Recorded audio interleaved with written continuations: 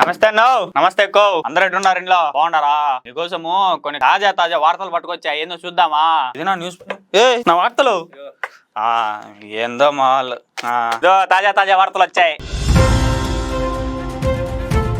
ఏందో చూద్దాం. మరి మొదటి వార్త, నేటి నుంచి అసెంబ్లీ సమావేశాలంట. నేటి నుంచి 2 రోజులు అసెంబ్లీ సమావేశాలు జరుగుతాయి. ఈ రోజు ప్రొటెం స్పీకర్ గా నియమితులైన మన అన్న గోరంట్ల బుచ్చయ్య చౌదరి గారు కొత్తగా ఎమ్మెల్యేలు ఉంటారు కదా, వాళ్ళ చేత సభలో ప్రమాణ స్వీకారం చేయిస్తారు.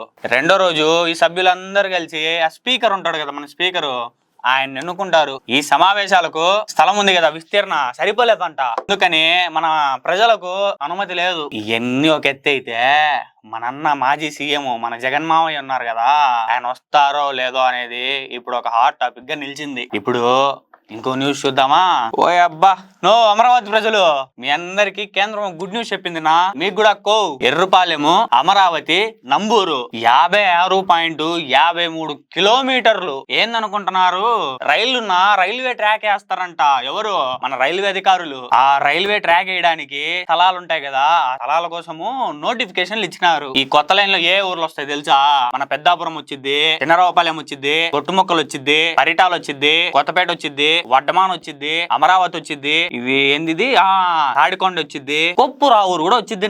ఈ 9 ఊర్లు ఉన్నాయి కదా, ఈ ప్రతి దానికి ఒక్కొక్క ఊరికి ఒక్కొక్క స్టేషన్ నిర్మిస్తున్నారు. మన అమరావతి ఉంది కదా రాజధాని, దాన్ని ప్రధాన స్టేషన్ గా పెట్టి మిగతా అన్నింటినీ చిన్న చిన్న స్టేషన్ గా చేస్తారు. కొత్తపేట, వడ్డమాను, ఈ 2 మధ్యలో మన కృష్ణమ్మ నది ఉంది కదా, దాని మీద 3 కిలోమీటర్ల బ్రిడ్జి అంటే తెలుసు కదా, కింద నీళ్లు పైన ట్రైన్ అట్ట పోయేలాగా ఒక వంతెన అనేది నిర్మిస్తారంట.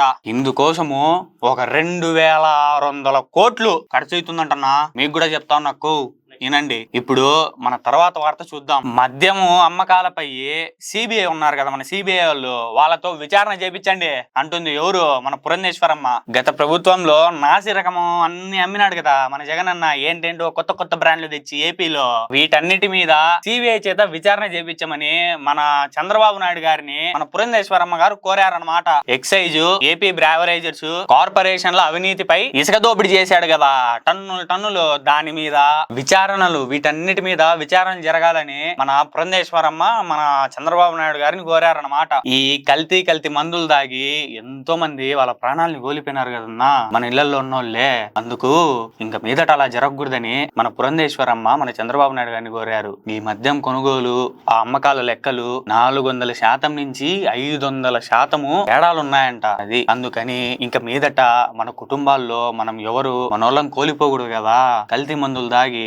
దానికని మన పురంధేశ్వరమ్మ కోరినారు. సరేనా? మీరు కూడా చెప్పండి ఇంట్లో వాళ్ళకు ఎక్కువ మద్యం సేవించద్దండి. సరేనా? ఇప్పుడు మనం మన తర్వాత వార్తకి వెళ్దాము. సరేనా? ఉండండి. తమపై ఉన్న కేసులన్నీ ఎత్తేయాలని హోంమంత్రి ఎవరు అనుకుంటున్నారు? వంగల్పూటి అనిత గారు ఉన్నారు కదా, ఆమెను మహిళలు కోరారంట. ఏం కేసులని చూస్తా ఉంటారా? ఇప్పుడు ఒక ప్రభుత్వంలో మన అమరావతి రైతులు ఉన్నారు కదా, మన రైతన్నలు, వాళ్ళందరి మీద కేసులు పెట్టినారు కదా నా ఊరికనే, అవన్నీ ఎత్తేయాలని మన వంగల్పూటి అనిత గారిని కోరారంట. వంగల్పూటి అనిత గారు హోంమంత్రి. ఇప్పుడు మనకు రాజధాని కోసము మన రైతులు మనం అందరం ఒక యుద్ధం చేశాం కదా, ఆ యుద్ధంలో చేశాం కదా, దాని మీద అక్రమ కేసులన్నీ పెట్టినారు. లేనిపోని కేసులు. ఎంత బాధ చెప్పండి మనకు. ఆ కేసులన్నీ ఎదేమని మన అనిత గారిని రైతులు, ఆడవాళ్ళు వెళ్ళి కోరారంట. రైతులంటే దేశానికి వెన్నుముక్కన్నారే, అలాంటి మమ్మల్ని ప్రతి నెల కోర్టుల చుట్టూ తిరిగేలా చేశారు.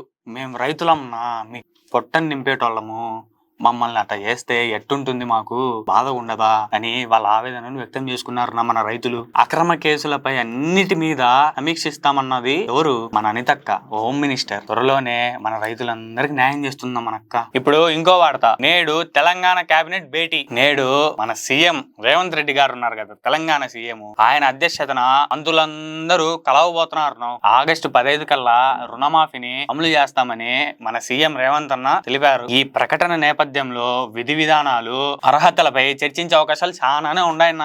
రైతు భరోసా విషయంలో కూడా నిర్ణయం తీసుకునే అవకాశాలు ఉన్నాయి. మరోవైపు మంత్రివర్గ విస్తరణపై కూడా నిర్ణయాలు తీసుకుంటారని తెలుస్తోంది మనకు. ఇప్పుడు ఇంకో వార్త ఏంటంటే, మన ప్రొఫెసర్ జయశంకర్ గారు ఉన్నారు కదా, ఆయన సేవలు మరవలేనివి. ఇవన్నీ నేనన్న మాటలు కాదన్నా, మన మాజీ సీఎం కేసీఆర్ గారు అన్న మాటలు. తెలంగాణ రాష్ట్ర సాధన పోరాటంలో ప్రొఫెసర్ జయశంకర్ గారు కీలక పాత్ర పోషించారని మన మాజీ సీఎం కేసీఆర్ గారు ఉంటారన్నారు. జయశంకర్ గారి వర్ధంతి సందర్భంగా ఆయన సేవలు మరవలేనివని బీఆర్ఎస్ చీఫ్ స్మరించుకున్నారండి. మన బీఆర్ఎస్ 10 ఏళ్ల పాలనలో ప్రొఫెసర్ జయశంకర్ గారి స్ఫూర్తి చాలా ఉందని మనందరికి చెప్పినారు. ఎవరు?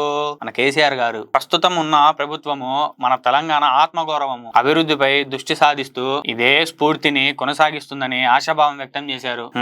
ఏంటి ఇదో మన తాజా వార్తలు.